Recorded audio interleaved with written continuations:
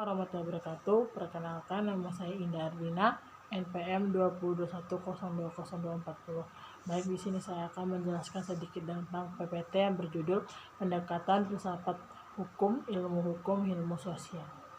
Ilmu hukum, beberapa pendapat mengatakan bahwa karena filsafat hukum merupakan bagian khusus dari filsafat pada umumnya, maka berarti filsafat hukum hanya mempelajari hukum secara khusus, sehingga hal-hal non-hukum menjadi tidak relevan dan mengkaji filsafat hukum.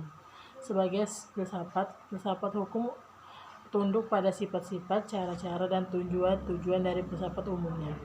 Di samping itu, hukum sebagai objek dari filsafat hukum akan mempengaruhi filsafat hukum. Dengan demikian, secara timbal balik antara filsafat hukum dan filsafat saling berhubungan.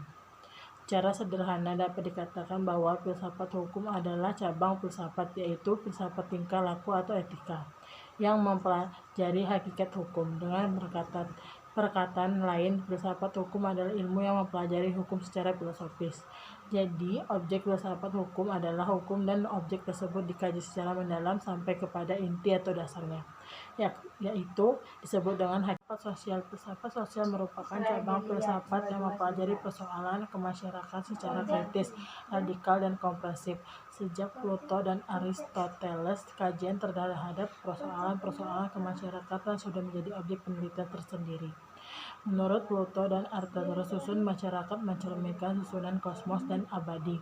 Manusia berkewajiban untuk menyesuaikan diri dengan susunan itu dan menaati demi keselamatan, kalau tidak ia menghancurkan dirinya.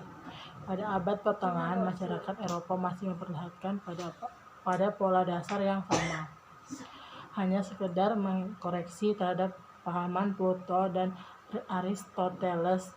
Pahaman tentang autonomi kosmos diganti dengan pahaman heteronomisnya, yaitu kepercayaan bahwa kosmos tidak berdiri sendiri, tetapi bergantung pada kemahakuasaan Allah. Ketertiban kosmos adalah suatu ketertiban yang telah diciptakan. Perubahan hukum dan sosial. Proses terjadinya perubahan pada masyarakat di dunia pada dewasa ini merupakan gejala yang normal, yang mempengaruhi menjalar dengan secara cepat bagian-bagian lain dari dunia. Antara lain berkat adanya komunikasi modern dengan taraf teknologi yang berkembang dengan pesatnya. Penemuan baru di bidang teknologi terjadi suatu revolusi modernisasi pendidikan dan lain-lain. Kejadian yang dibuat tepat dengan cepat dan dapat diketahui oleh masyarakat lain yang bertempat tinggal jauh dari pusat terjadinya peristiwa tersebut. Di atas, perubahan dalam masyarakat dapat mengenai nilai-nilai, kaidah, pola perilaku, organisasi, struktur, kelembagaan sosial, stratifikasi sosial, kekuasaan, interaksi sosial, dan lain sebagainya.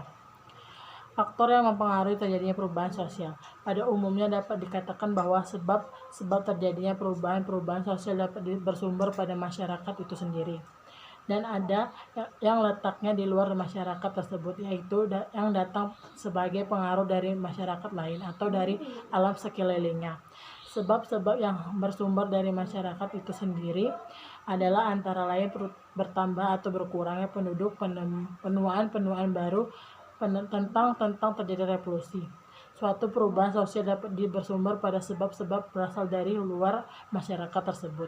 Misalnya sebab-sebab yang berasal dari lingkungan alam, peperangan, pengaruh kebudayaan masyarakat lain, dan sebagainya.